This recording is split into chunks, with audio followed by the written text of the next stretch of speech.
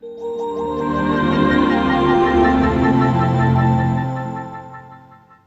today I have this JMB JTC 01 32004B/01 32-inch LED TV with a built-in DVD player, because it's so much better with a built-in DVD player.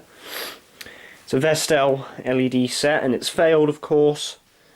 I've serviced quite a few of these little Vestel LED ones, and it's one of these full array type ones which are just so fat and bulky, because there's two strings of LEDs, and if they was to make it slimmer, the light distribution wouldn't be even across the screen, so they have to make it fat for the diffusers. Anyway, the fault with this one is it flashes the standby LED on and off, and it will eventually boot up after some time, and so it's intermittent power up.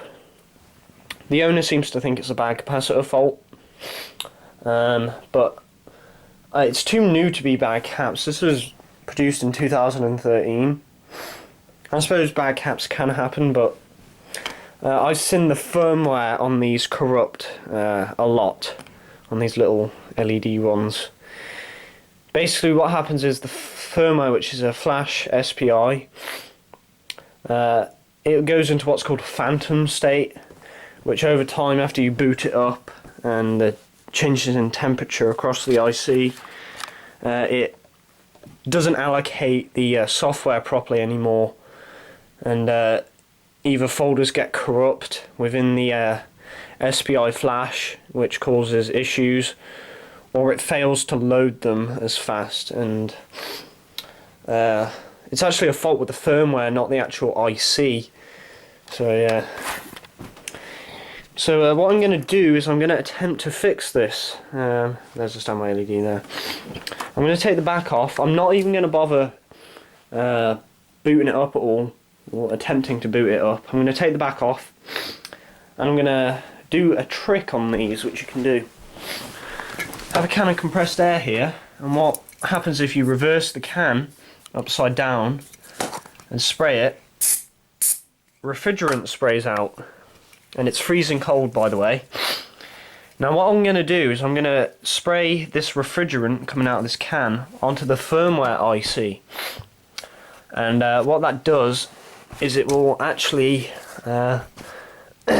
give the TV more chance of successfully booting up with the IC frozen.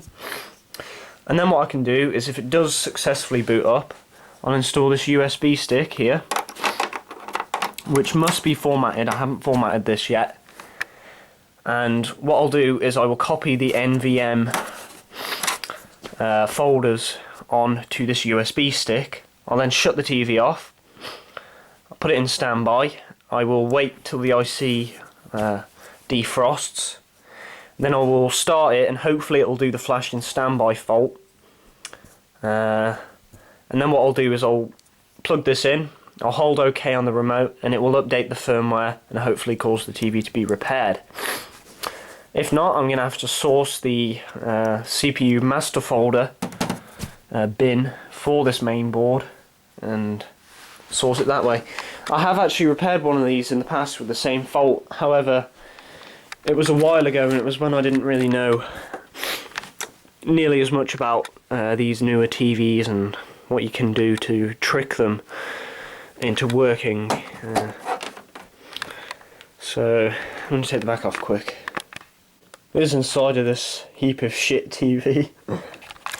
This literally is a pile of crap, no lie. The LCD panel is a VES315 WNDA-01. Now if you do decide that, you know, even freezing this EEPROM IC doesn't work and you can't get the TV to boot, you decide to look for the firmware for it, you must match every number on this sticker correctly with the firmware update that you try to find.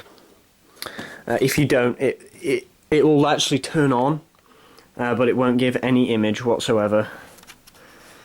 So you really need to be careful with these. So now your Optronics panel, but probably assembled and constructed by Vestel and the rest of the LCD modules, so the LED backlights, the diffusers and the frame are Vestel. And this is one of these shit ones that doesn't even have a supporting frame for the actual LCD screen. The frame for the actual screen is the plastic bezel around the edge of the TV. That's how crap this TV is. Yeah, and I noticed this has been scribbled with some red for some reason. Here's this main board. It's a 17MB82-2, and these two ICs here are the EPROMs, the SPI flash chips. So freezing them hopefully should cause the TV to boot. Before I do, I'm going to format this flash stick here, or flash drive, because you must make sure it's formatted before even dare putting it into the TV. Right, so I plugged the drive into the computer, and there is actually a folder on here from where I did flash another Vestel TV. You just right click on it and format it to FAT32. You press start. Should be fairly quick. There we go. And when you've done that, just take the drive out and you can use it. Right, so I've got the TV plugged into the wall, and I'm going to freeze the EPROM, or the SPI flash chips.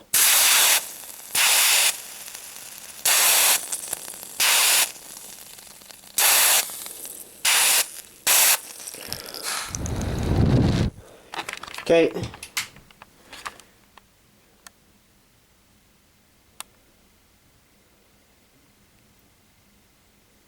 And it's actually come on. Awesome. So now what we're going to do is carefully set the TV down. Oh, and it's come up in the factory first time installation thing. Let's see if we can close that. I've got a Vestel RC remote. We want to quickly cancel that.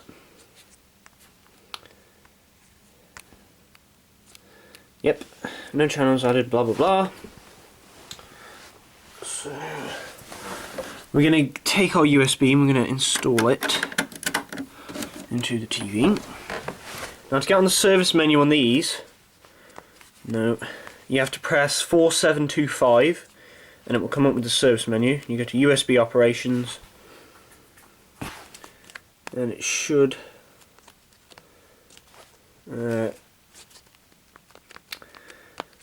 maybe you have to try and find a NVN RAM. USB logging on. Oop.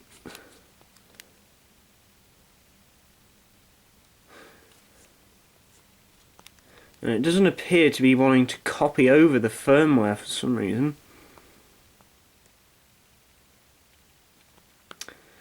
Which is very annoying, because I bet if I was to turn this off it will mess up again. And it's not copying over the firmware, which is stupid. So let's see if we can find NVN RAM, which doesn't appear to be on this menu for some reason. Now if this doesn't work, what I'll have to do is manually do the firmware update. So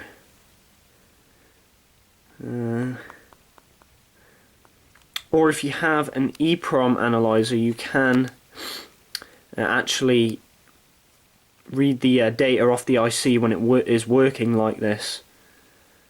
So it doesn't appear to be letting us do that, does it? Alright, let's turn it off and you'll see that it will fault out probably. Maybe not.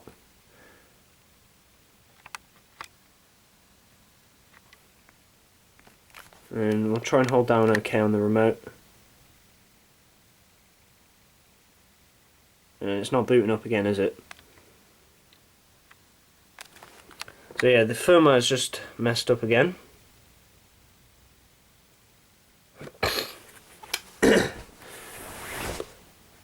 So it looks like I'm going to have to find the NVRAM folder some other way on this one.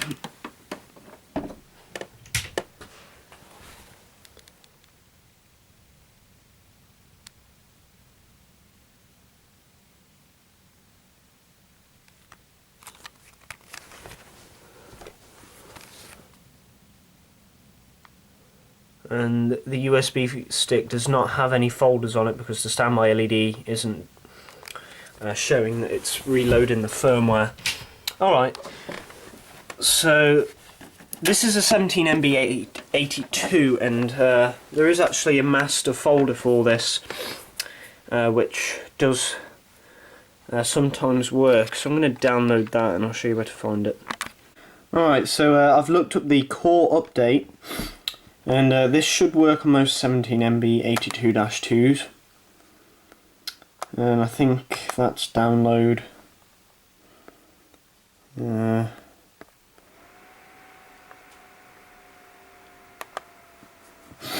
download the folder. And then the next one, I think, is the bin update.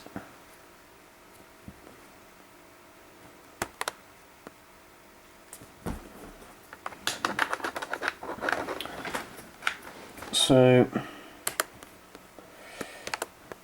what you're going to want to do, go to Documents, and you can unzip this folder onto the USB drive. Extract to, if my USB drive would work, that would be nice.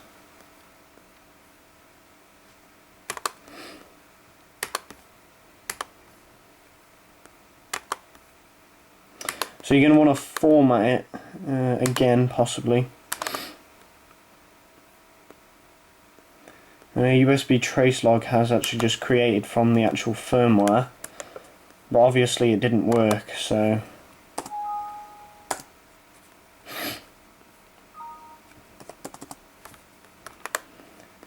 you then want to extract this to the USB drive.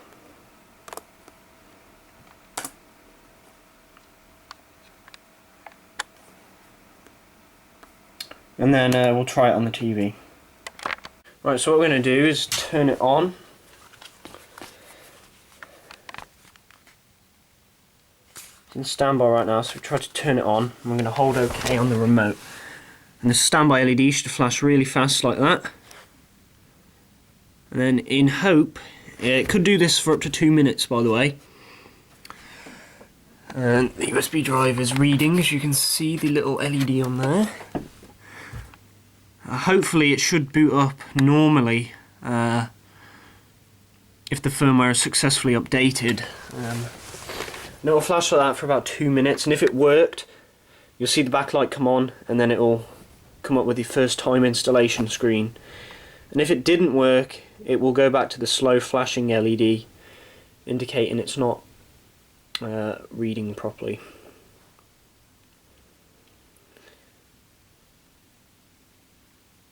Takes a little second, or a little while.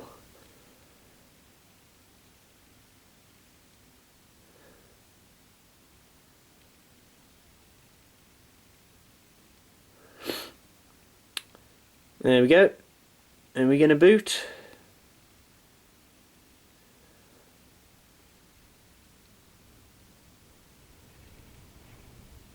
It doesn't look like it, so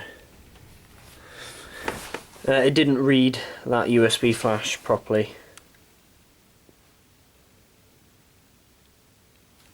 That time, so we're going to have to try something else. Well, I fixed it, I think. And I'll tell you what I do if this boots up and works. Yep. I fixed it. And it was pretty simple, and thinking about it now, it makes sense why it worked the second time of me updating the firmware. Now the first time, as you saw, it flashed a standby LED and it didn't boot properly. the firmware didn't load successfully onto the SPI chips, and you can tell it's a different version of firmware because the menu was different. This is actually dressed up as a Hitachi menu background, and if I load the service menu as well, it's got a different amount of minutes compared to what it initially had. And if I just reboot it several times, I couldn't even reboot it once before it messed up. But I think I fixed it, and it makes sense in what I did with this. So initially I just put the USB stick in and tried to load the firmware, and that didn't work, as you clearly seen. So I had a good think, and I was thinking you can actually buy firmware upgrade kits from Ohm Supplies, which is basically the USB stick with the actual complete firmware off the board. So they read the firmware off the IC, which includes the mboot folder and the core update folder. Now what I had downloaded was literally just the core update. It wasn't the mboot folder, because finding the mboot for the exact TV screen and that is pretty difficult to do. Now the mboot will actually is what loads the TV. Now thinking about it, when I froze the original ICs, well, they are the original ICs, but originally when I froze them it booted, and that's because possibly because the mboot folder could then load.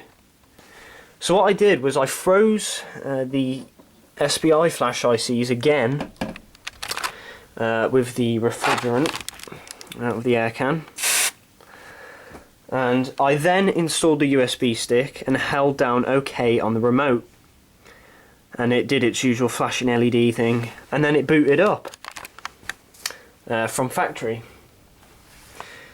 Now thinking about that, why it actually worked is because when it fails the firmware, it doesn't load the mboot folder correctly.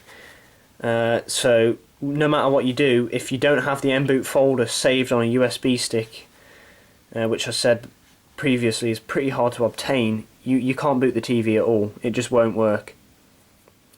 So actually me freezing the ICs meant that the TV could load the mboot folder, but it's also being told to update the core folder, and then it reloads everything from fresh in doing that. So what it appears to have done is rebooted everything from fresh and is now working properly.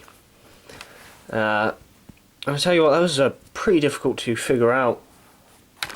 I had a good think and come up with the idea of freezing it, then trying to reload the firmware, and it worked, as you can see.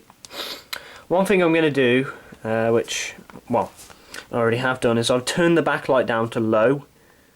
Originally it was on high, which pretty bright, but on low what it does, the picture is still perfectly watchable, but on low what it does is it helps preserve the LEDs. If I turn it on high, you can see that it's it pushes those LEDs pretty hard, and eventually what will happen is an LED will fail, and you'll have to tear apart the LCD panel to replace the LED, which isn't fun. So I'm going to keep the backlight on low when I test this, and even when I sell it to the customer I'll recommend it to them that you keep the brightness on low.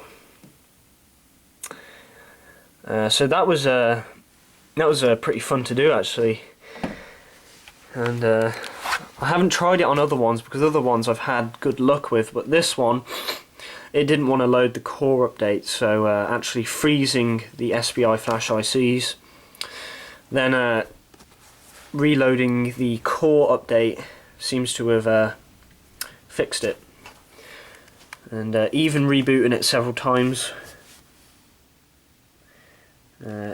causes it to work. Whereas before, I turned it on once, and I turned it off and it wouldn't turn back on. So I'm going to get an aerial, and then I'm going to go into first time installation on the menu, and I'm going to reboot the TV again and retune it. So I'll get an aerial quick. Okie doke. Been running it for several hours. I've just turned it off and hopefully it comes straight back on. Which it does. You see my steering wheel? I'm Wait a second. I've tested every port on the TV, so all the HDMI ports, the USB, the DVD ports, everything works as it should. And the TV is fixed for free. I'm going to continue testing it for several more days, but seeing as it didn't, I was able to boot it up one time and then it failed and I couldn't load it again, and it boots up every time. After reloading the core update, I can safely say it's probably the firmware is fixed at least. So I'm going to put it back together and hopefully test it for a few more days.